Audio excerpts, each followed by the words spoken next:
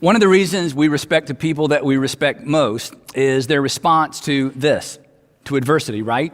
The people that we respect the most are generally people who've walked through a fire or two, maybe through the valley of the shadow of death. We respect people who've been hurt, but who didn't hurt back, who were treated unjustly or unfairly, but who didn't strike back. We respect people who faced extraordinary health challenges, but didn't lose their love for life. They didn't despair. They exercised their superpower. their superpower. It's a power that we all have. And when exercised, it actually keeps us from becoming like our enemies.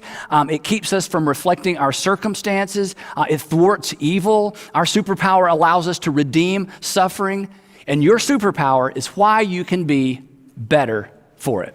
We'll come back to that in just a minute. Now, this is the final episode of our series, Better For It. And I chose this topic because while we're all ready for things to get back to normal or maybe a new normal, we would all agree that all of this pain without any gain would certainly be a shame. So we're pausing to ask the question, what have we learned and what have we observed that we want to carry forward? Or, to the point of our series, how can we be better for it? What have we been doing or what were we doing that almost led to our undoing that we need to stop doing? Or the second way of asking it is this, what should we begin doing that we should have been doing all along? Because again, it would be tragic to forget the lessons we've learned, and it would certainly be tragic to lose the perspective that we've gained. So last week I talked about how to ensure that you can be better for it, and I talked about why we can all be better for it regardless of what it is. And the reason we can be better for it is we all have, as I just mentioned, we all have a superpower. We all have a special ability that empowers us to be better for anything that life throws at you, or actually anything life has thrown at you. And our superpower is our ability, our ability to respond rather than react. Because your ability to choose a response rather than have it dictated to you, or your ability to choose something rather than just do what's expected of you, or to simply model what you've seen done, your ability to respond allows you to dictate and to influence your own future. Because, and you know this, in fact, we've all seen this, to simply react to circumstances, it sets us up to reflect those circumstances. Haven't you seen this? You've seen people go through very difficult circumstances, and instead of choosing a measured response, they simply reacted, and now months later, maybe years later, they reflect the circumstances they didn't even choose. When we react, and this is the point of today's message, when we simply react, we actually relinquish control of our lives, and we ultimately relinquish control of our destiny and our legacy. But a measured response, a measured, thought-through response ensures that that doesn't happen. But as we said last time, there's a catch. There's a reason we miss this, and that's the reason we're talking about it. And here's the catch. The response that has the potential to reverse the natural course of things isn't natural.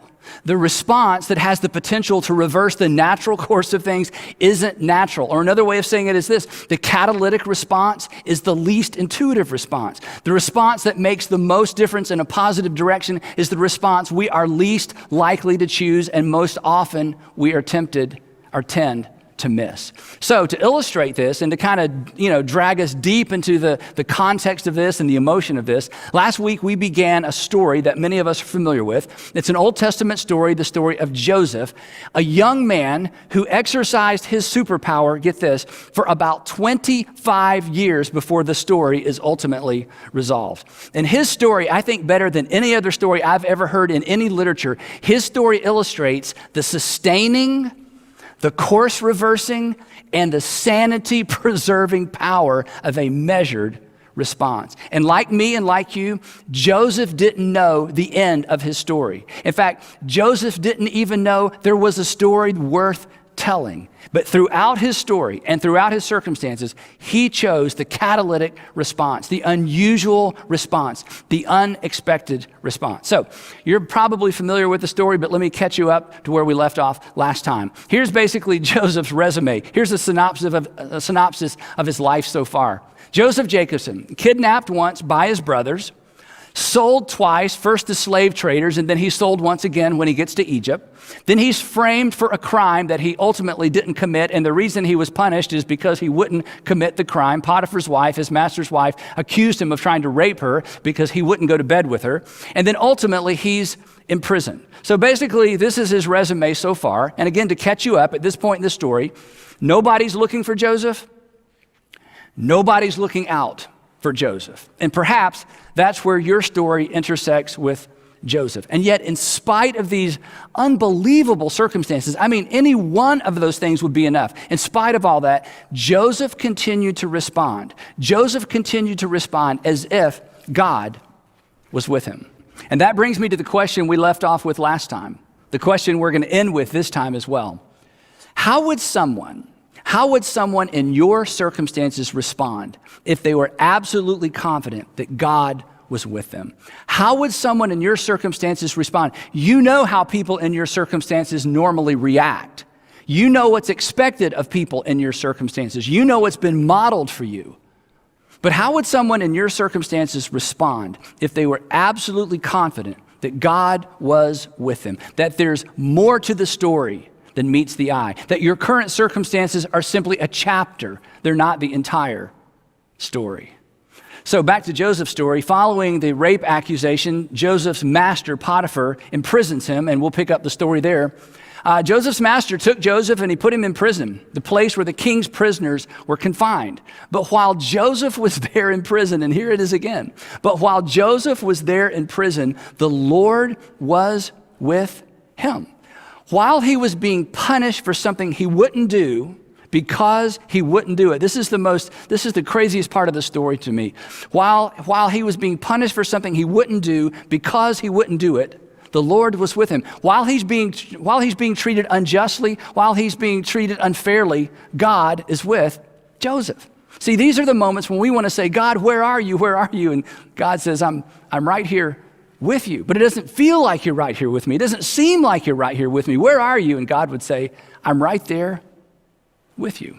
So while Joseph was in prison, the Lord was with him, and God showed him kindness. Now, the word translated kindness in our English text, in the Hebrew text, it actually means loving kindness. It's a covenant word. And in fact, throughout most of our English Old Testament, it's translated loving kindness. And the implication is that Joseph considered himself in some sort of covenant relationship with a God who had done nothing for him lately. In fact, what did this loving kindness look like? Well, the author continues and he tells us, here's what loving kindness looks like. He showed him kindness and he granted him favor.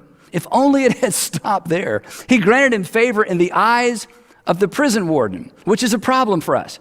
Because in our way of thinking, if God is with you and if God is for you, you do not have a relationship with a prison warden, right?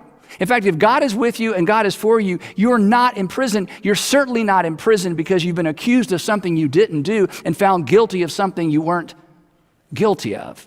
I'm sure at times, and I'm just making this part up, I'm sure at times Joseph must have thought, I wish God would go be with someone else for a change, right? Like, God, go be with my brothers, or God, go be with Potiphar's wife. I need a break from all this with. Well, months go by. Years go by. There's no weekends off. This doesn't feel like a story. It doesn't feel like it's going anywhere. And of course, Joseph certainly isn't going anywhere. And then, seemingly totally unrelated, Pharaoh's baker and Pharaoh's butler have a falling out with Pharaoh. And Pharaoh is so angry with them, he puts them in prison, and he puts them in the same prison where Joseph is. And then the story has a strange twist. The captain of the guard, who is assigned to running the prison, assigned the butler and the baker to Joseph. And Joseph attended them. And after they had been there for some time, because a lot of time goes by in this story, the story is compressed like most narratives, the butler and the baker, Pharaoh's butler and baker, have disturbing dreams on the same night. And Joseph notices that they're disturbed by something. And it's kind of a funny part of the story. I mean, here they are in a dungeon.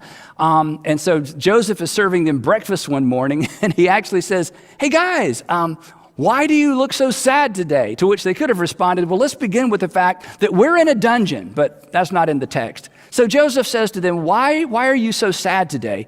And both of them share that they had a very disturbing dream, a vivid dream. They can remember the details. They're both convinced that the dreams mean something, but they have no idea how to interpret their dreams. And then Joseph responds with this. He says, do not interpretations belong to God? Do not interpretations belong to God? He's still believing. He's still trusting. Even in the midst of these crazy circumstances, he's continuing to respond rather than react. And then he says to the butler and the baker, tell me your dreams. Tell me your dreams. So the wine taster, the butler, went first. And he tells, Joseph this elaborate dream. And Joseph smiles and he says, I've got some good news for you. 3 days from now, Pharaoh is going to lift up your head and restore you to your position. And of course, the butler doesn't know if Joseph's just making this up, but this is certainly a positive outcome to his dream. And it's at this point in the story we discover something about Joseph that's true of all of us. As much as he had a sense perhaps that God was with him, he was not enjoying these circumstances. He despised his circumstances. He was not some sort of superhero, even though he had a superpower. He was not immune to pain. And he says to the butler, look, when your dream comes true, when you're finally out of here, when all goes well with you, remember me, remember this conversation, and show me kindness, perhaps a different kind of kindness than my God is showing me at this point. Mention me to Pharaoh and get me out of this prison. I was forcibly carried off from the land of the Hebrews. I was kidnapped. And even here, I have done nothing to deserve being put in this dungeon. So even though God was with Joseph, Joseph felt what we would have felt. He was as frustrated as we would be. And he says to the butler, look, you are my only way out. Remember me when this dream comes true. Well, meanwhile, the baker's sitting there hearing all of this, and he's thinking, hey, my turn. And so Joseph says, okay, tell me about your dream. And the baker, again, explains this very detailed dream. And when he's finished, Joseph shakes his head and he says, gee, that's a tough one. I'm afraid I can't help you. Actually, that's not what he said, but that's probably what he should have said. He looks at the baker and he says this, well, here's what your dream means. Within 3 days, Pharaoh isn't going to lift up your head. He's going to lift off your head. And he's going to impale your body on a pole. He's going to impale your body on a pole. A little TMI, right? Well, apparently Joseph was in a really bad mood that morning, and he should have just stopped with that, but he didn't. He continued. He said, oh yeah, and there's more to your dream, and the birds will eat away your flesh. Have a nice day. Anybody else need a dream interpreted this morning? Well, sure enough, 3 days later, it's Pharaoh's birthday. And just like Joseph predicted, he restored the cupbearer, and he beheaded and impaled the baker. And now think about it. Joseph waits expectantly because he knows what's going to happen. As soon as these dreams come true, just like he predicted, he knows that the butler is going to go to Pharaoh and say, Pharaoh, you're not going to believe this. While I was in your dungeon, sorry to bring that up, while I was in your dungeon, I met a Hebrew boy who predicted this would happen. So every time somebody bangs on the door of the dungeon, Joseph thinks, this is my day, I'm out of here. Every time there's a guest, every time there's a visitor, every time the warden calls his name, he thinks, this is the day. I'm out of here. But the text tells us that the chief cupbearer did not remember Joseph, and he forgot him. And yet this is the young man. Now this is the older man. He's in his late 20s by this point, that God was supposedly with. 2 years go by. He's 30 years old. And then suddenly, again, unrelated to anything happening in the dungeon, Pharaoh has a series of disturbing dreams. Nobody can interpret the dreams. And finally, the butler remembers Joseph. And he says to Pharaoh, hey, Pharaoh, you'll remember a couple of years ago we had that falling out. Hate to bring that up. You put me in the dungeon, which I'm sure I deserved. But while I was there was a Hebrew young man, and he interpreted my dream correctly. And the text tells us that immediately Pharaoh sent for Joseph, and he was quickly brought from the dungeon. And when he had been shaved and they changed his clothes, he came before Pharaoh. And Pharaoh said to Joseph, I had a dream, and no one can interpret it. But I have heard it said of you that when you hear a dream, you can interpret it. And what comes next are perhaps the most courageous words ever spoken by anyone in history. Here's this foreigner for whom God had done nothing for lately. This is his big break. He hasn't smelled this good or looked this good in years. And Joseph looks at the most powerful man in the world, his ticket out, and he says, I cannot do it. I cannot do it. And I think the butler is over in the corner and he's squirming like, oh no. Joseph replied to Pharaoh. He should have just stopped with, I can't do it. But God. The problem with this is simply that Pharaoh thought he was a god. And Pharaoh believed in other gods. And clearly the gods of the Egyptians were more powerful than the Hebrew gods. And now here's this foreigner who has this one opportunity for freedom. And he says, Pharaoh, I can't do it, but my God can. My God will give Pharaoh the answer he desires. Well, I think everybody at that moment in the royal courtroom thought this is the end for this young Hebrew boy. But fortunately for Joseph, Pharaoh was more curious than he was offended. And so he explains these two dreams to Joseph, and Joseph listens patiently. And then it's quiet. And he looks at Pharaoh and he says, Pharaoh, here's what your dreams mean. For the next 7 years, there is going to be an abundant grain harvest in Egypt. There's going to be so much grain, you are not even going to know what to do with it. But after those 7 years will be followed by a famine, and nothing's going to grow. In fact, the abundance will not even be remembered. The 7 years of plenty will not even be remembered because of the famine that follows, because it's going to be so severe. He's silent. No one says anything. And then Joseph does the unthinkable. He leans in and he begins to tell Pharaoh what to do. He begins to advise Pharaoh. And he says, Pharaoh, here's what you need to do. You need to appoint somebody and put them in charge of this problem. There needs to be somebody who wakes up every single day focused on solving this problem and preparing Egypt during the 7 years of plenty for the 7 years of famine. Well, the plan seemed good to Pharaoh and it seemed good to all of his officials. So Pharaoh asked them, can we find anyone like this man, one in whom is the Spirit of God? And then this is so amazing. And then Pharaoh said to Joseph, since God, your Hebrew God, since God has made all of this known to you, there is no one so discerning and wise as you. You shall be in charge of my palace. He makes him the prime minister of Egypt. You shall be in charge of my palace, and all of my people are to submit to your orders. Only with respect to the throne will I be greater than you. And I'm making this up. I think perhaps Joseph thought, yeah, that's what Potiphar said as well. Anyway, so Joseph goes to work. He begins preparing Egypt for the 7 years of famine. In fact, the text says that Joseph began to store up such huge quantities of grain, it was like the sand of the sea. It was so much that he stopped keeping records because it was beyond measure. In fact, what he did was brilliant. He built storehouses in all the major cities and purchased the grain from the people. And again, as there was more and more grain, the price kept dropping. So he stored up all of this grain. 7 years after this time of plenty, the rain stopped. Nothing will grow. The people of Egypt begin to starve. And he opened up these storehouses in these primary cities, and he began to sell grain in Pharaoh's name to the people. Well, is this the case with all famines? It spread across the borders. It spread to the surrounding regions. And up north of Egypt, where Joseph's family lived, Jacob and his sons, Joseph's brothers, they began to starve as well. And this is where the story takes a very interesting twist. Here's what happens next. When Jacob, Joseph's father, learned that there was grain in Egypt, he said to his sons, why do you just keep looking at each other? Do something. I have heard there is grain in Egypt. Go down there and buy some for us so that we may live and not die. Again, if you've heard this story, you know what happens next. But there is so much drama because now the stage is set. Fortunes have been reversed. Joseph is 40 years old. His brothers have not seen him since he was 17 years old.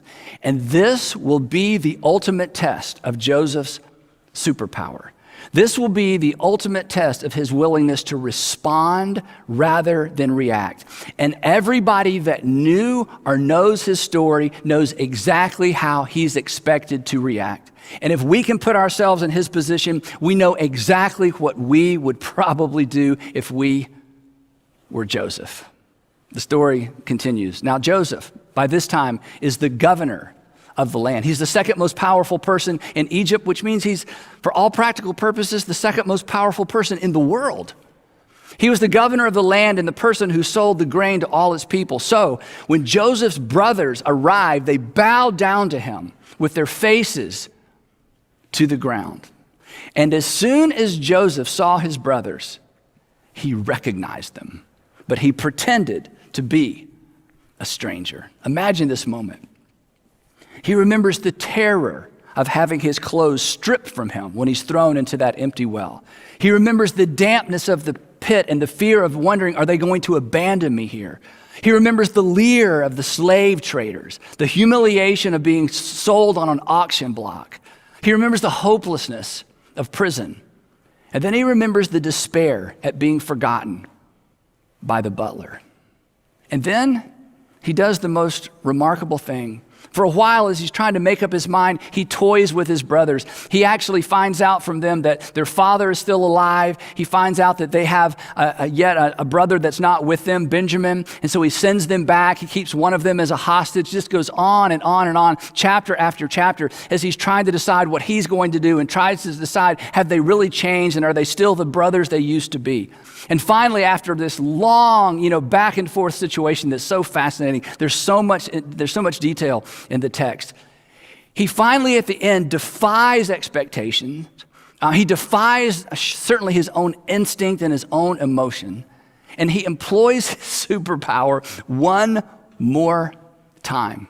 They're gathered with him. By this time, they've brought Benjamin. So there's all 11 brothers. He sends everybody else out of the room. They are on their knees, and suddenly they are alone with the prime minister of Egypt, and they are so confused. And he stares at each of them.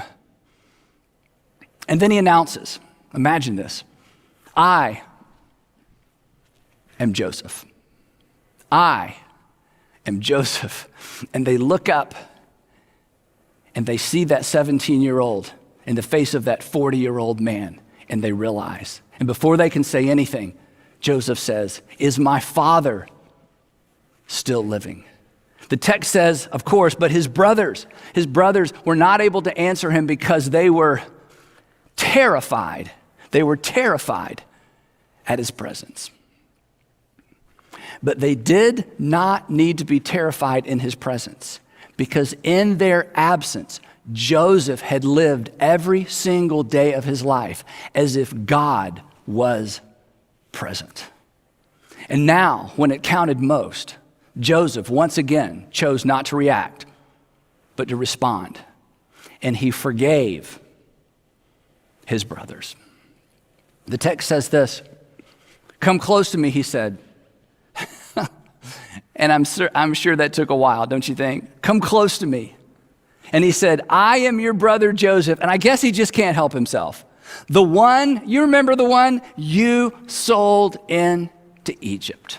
But now, do not be distressed and do not be angry with yourselves for selling me here, because it was to save lives that God sent me ahead of you. Can I pause and just say something about this real quick? When we are able to believe and when we are able to respond as if God is with us, we gain a perspective on what's behind our circumstances that we can't gain any other way. And this is such a powerful reminder of that, because Joseph is able to come to the conclusion, the reason I'm here, the reason I went through everything I went through, God had a plan in my suffering, God had a plan in the injustice, God had a plan in circumstances that I would not have chosen for myself, God had a plan for me being forgotten, God had a plan for me being sold not once, but twice. When we choose to respond, looking back, we will have a perspective on our suffering that we cannot gain any other way. And if all we do is react, not only will we not be better for it, we will never have the perspective that allows us to move successfully into our future. Now, what nobody knew about this encounter was that God's entire plan of salvation for the world hung by the thread of Joseph's response. That before him is the nation of Israel. The 12 brothers represented the 12 tribes of Israel.